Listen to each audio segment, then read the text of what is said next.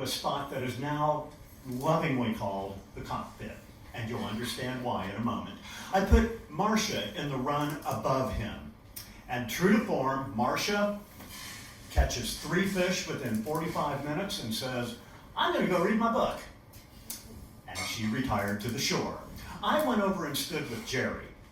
Jerry had been doing what is called putting on a clinic for the last hour and a half. I put him in that spot, and he immediately started catching fish.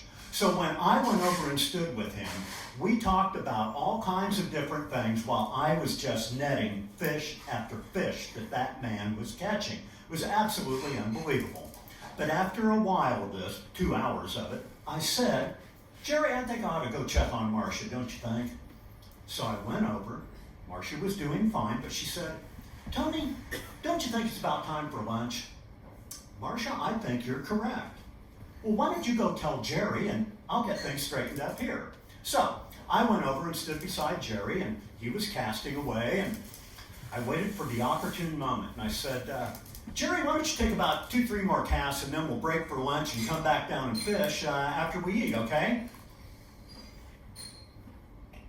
"No." Oh. Well, Jerry, I think Marcia's kind of hungry, and actually so am I. So, we're not going to be gone very long. We'll just hike up the canyon here a little bit, have some lunch, and then we'll come right back down. "No." "Well, Jerry, I really think that Marcia needs to," and he gave me the hand. At that point, he reels his line in, puts what's left of his line in his index finger so that it doesn't float down the river, turns to me and says, "Tony, I've fished all over the world. I've fished in New Zealand, South America, Russia, Europe, Alaska, Canada, North America, and I have never had a morning of fishing like the one that I'm having right now. If she wants to eat lunch, take her to eat lunch. I'm staying." At that point, I walked over to Marcia and explained what was going on. Marcia got this delightful look of admiration and love in her face because she knew her husband so well. And I still remember exactly what she said and her exact gesture. "Oh, I'll take care of it." So she goes over, stands about where I was, and waits for the opportune moment. Jerry, it's time for lunch." "No."